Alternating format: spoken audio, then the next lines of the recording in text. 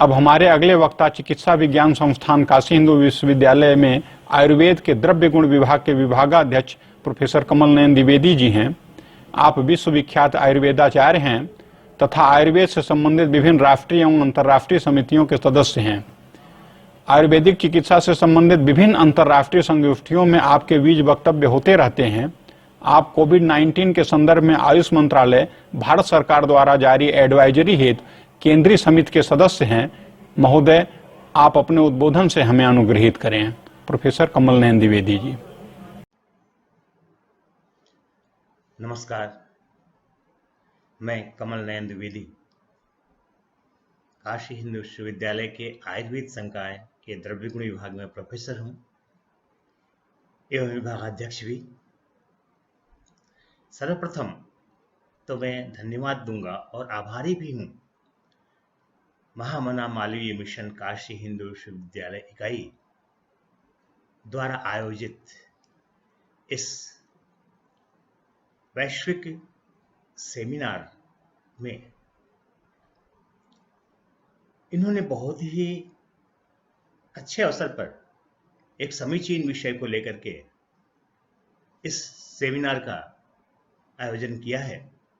कोविड-19 वैश्विक संदर्भ में महामना की भारतीय जीवन दृष्टि, एक बहुत ही संतुलित विषय है ये। अगर हम कोविड-19 को आयुर्वेद की दृष्टि से देखें तो यह एक जनपदोध्वंस के रूप में सामने आई है। महामारी का वर्णन चरक संहिता के विमान स्थान के तृतीय अध्याय में जनपदोध्वंसनीय अध्याय में किया गया है। आप देखें कि हमारे आयुर्वेद की महापुरुषों की दृष्टि भी कैसे कितनी अच्छी रही है, और मालवीय जी तो लगता है कि वह हर विषय के प्रणेता थे। उन्होंने भी जो कहा धर्म को लेकर आगे बढ़ने का, वह आज की दृष्टि में भी सर्वथा उपयुक्त है। जनपदोध्वंस का प्रथम कारण, मूल कारण जो हमारे आयुर्वेद में माना गया, कहा गया कि तस्य मूलम अधर्मः तन्मूलम व असत्कर्म कुरुकृतम् तयोर्योनि प्रज्ञापराध एव च। इस जनपदोध्वंस का मूल अधर्म है या पूर्वकृत असत कर्म है, बुरे कर्म है, और इन दोनों की योनि क्या है? प्रज्ञापराध। ये दोनों हम कब करते हैं? जबकि धी, स्मृति, बुद्धि तीनों सही है, उसके बावजूद भी हम यदि गलत काम करते हैं, यानी कि हमारा जानबूझकर धी और स्मृति और बुद्धि का विभ्रंश करते हैं, तो उसे हम प्रज्ञापराध कहते हैं। तो इस अधर्म का और पूर्वकृत असत कर्म की योनि का मूल कारण प्रज्ञापराध हुआ। कितना सुंदर चित्रण किया है। आज के विश्व की वही स्थिति है। हम यह नहीं जानते सुख कहाँ है, मगर उस सुख के पीछे अंधाधुंध दौड़ रहे हैं, और तमाम सुख सुविधाएं और वैश्विक स्तर पर राष्ट्रों को एक दूसरे से आगे बढ़ने की प्रतिद्वंदिता ने हमारे इस आज की संस्कृति को इतना अंधा कर दिया है कि जो न करना चाहिए वो हम कर रहे हैं, और उसके फलस्वरूप प्रकृति ने आज यह स्थिति लाई है। आदरणीय मित्रों, प्रकृति स्वयं क्रांति करती है। कभी कभी एक हार्मोनी, एक स्थिरता लाने के लिए, और कभी कभी हम मनुष्यों को अपने कृतकर्मों का बोध कराने के लिए। वही स्थिति आज है। किसी देश से यह निकला कोरोना, एंड कोविड-19, और आज पूरा विश्व जूझ रहा है। अस्तु, मैं अब आयुर्वेद के संदर्भ में कुछ बातें बोलूंगा आयुर्वेद की, कि यह लॉकडाउन जो चल रहा है उसे खत्म होना है। खत्म तो होगा ही, लेकिन उसके बाद भी कोरोना नहीं खत्म होने जा रहा है, वो रहेगा।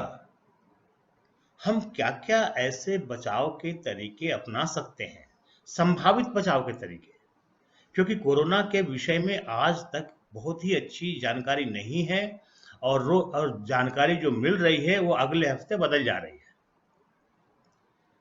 तो हम आयुर्वेद जो कि शाश्वत है, जो कल भी था, आज भी है, कल भी रहेगा, उसके सिद्धांतों पर आधारित कुछ सलाह हम देंगे।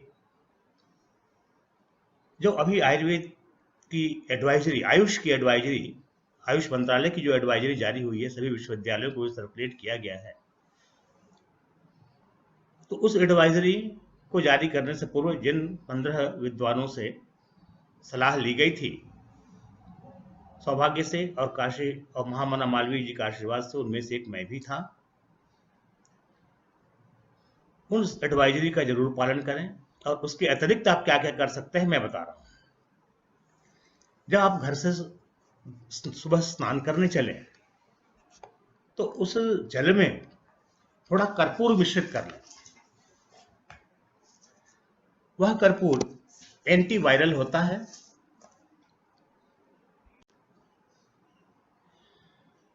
वैज्ञानिक शोधों से यह जानकारी मिली है कि कर्पूर का धुआं एंटीवायरल होता है।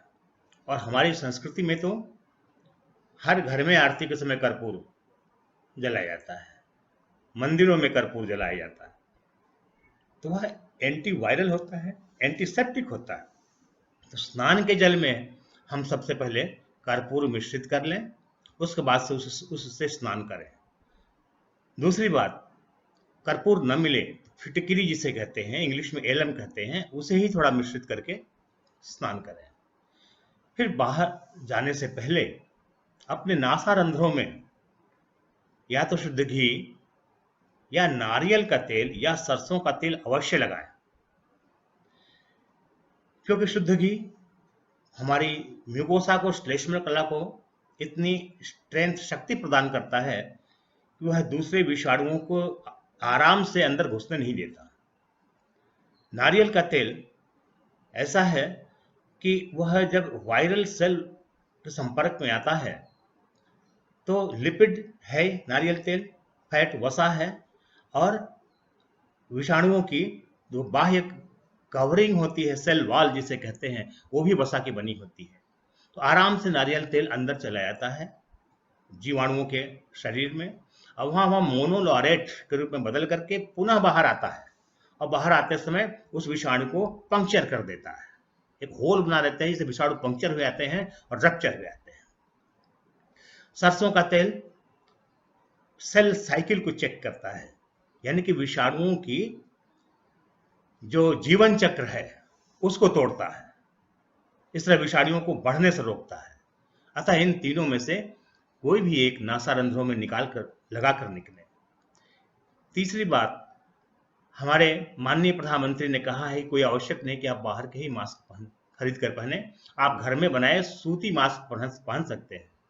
तो क्यों न हम सूती मास्क को हल्दी के घोल में डुबो लें या नीम के पत्तों के रस के घोल में डुबो लें और तब उसे अपने मुंह पे और नाक पे लगाएं, क्योंकि उससे छनकर जो हवा आएगी हमारे नासारंध्रों में वह हल्दी से मिश्रित होगी, वह नीम से मिश्रित होगी, वह और लाभकारी होगी। ड्यूटी जाते समय लवंग, इलायची, दालचीनी, काली मिर्च, तुलसी, बड़ी इलायची, जावित्री, अदरक, सौंठ, अजवाइन।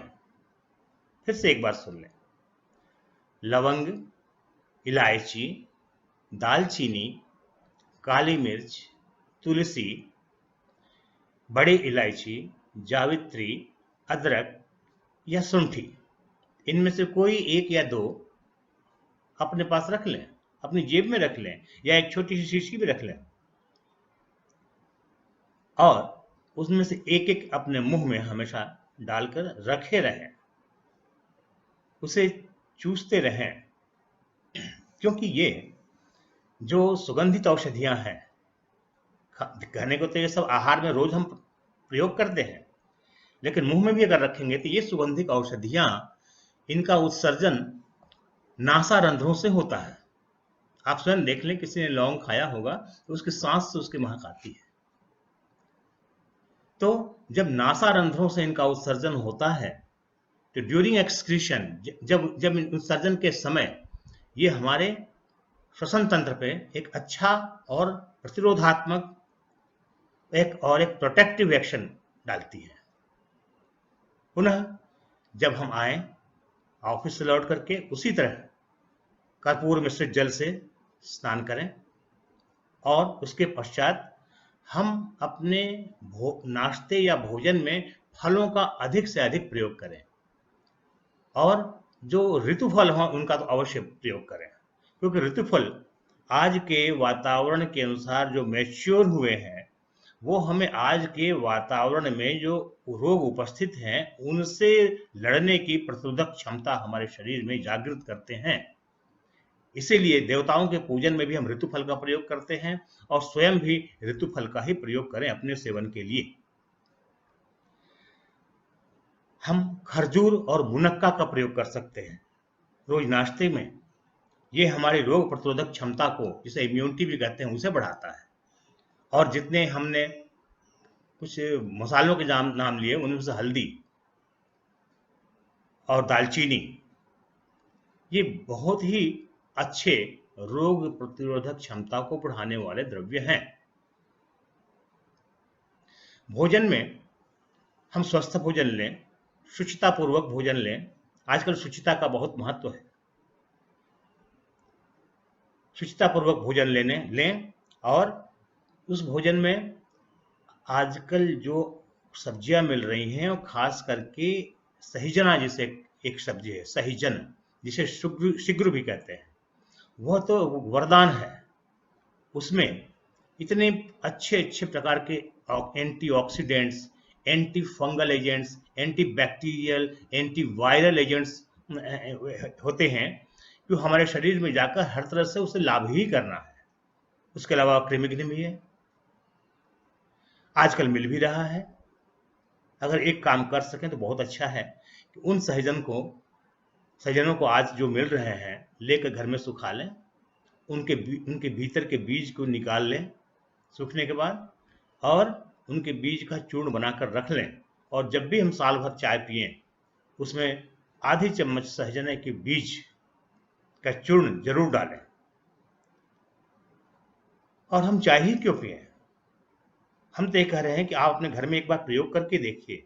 गुड़, काली मिर्च, शुंठी या अदरक, एक लवंग, थोड़ी सी दालचीनी डाल दीजिए और उसको खौला लीजिए केवल 4-5 मिनट तक और देखिए उसे पीजिए। वह किसी भी चाय या किसी भी कॉफी से बहुत ही ज्यादा सुस्वाद और बेहतर होती है और शरीर को लाभ भी देती है। तो बंधुओं, आए हम पुनः अपने धर्म से, अपनी संस्कृति से एक बार जुड़ें और जो हमारे परंपरा में चला आ रहा है उसका पालन करें। धर्म कुछ भी नहीं है, धर्म तो धर्मो धारयति प्रजा। धर्म वह आचरण है जो केवल न केवल हमको बल्कि पूरी प्रजा को, पूरी सिटीजन्स को, पूरे नागरिकों को का धारण करती है। और धर्म एक ही है, वह है मानवीय धर्म, सनातन धर्म, जो कल भी था, आज भी है और कल भी रहेगा। और वहां पर जो धर्म के 10 लक्षण बताए गए हैं वह आज के परिप्रेक्ष्य में भी उतने ही अच्छे, उतने ही सही हैं जितने पहले थे। धृति, क्षमा, दमो, अस्तेयम, शौचम, इंद्रिय निग्रह, धीः, विद्या, सत्यम, क्रोधो, दशकम, धर्म लक्षणम। इनमें से एक एक को आप देख लें, आज के युग में सभी आवश्यक है। धृति, कहा गया है कि कोरोना होने पर पैनिक न करें। शौच, पवित्रता। इंद्रिय निग्रह, दम, अपनी इच्छाओं का दमन करना, इंद्रियों के विषयों की ओर लोलुपता न दिखाना। ये सब जो हैं आज के इस कोरोना युग में बहुत ही आवश्यक हैं और सभी युगों में आवश्यक है। बस इन्हीं शब्दों के साथ मैं समय का ध्यान रखते हुए अपना वक्तव्य पूरा करता हूं एवं समस्त सुधीगणों, श्रोताओं, आयोजकों और विद्वत वृंद को अपना प्रणाम करते हुए आज्ञा लेता हूं। धन्यवाद प्रोफेसर कमल नयन द्विवेदी जी। आपके उद्बोधन से हम सभी लोग बहुत ही लाभान्वित हुए हैं। तथा यह प्रयास करेंगे कि इसके प्रमुख तत्वों को अपने जीवन में उतारा जाए।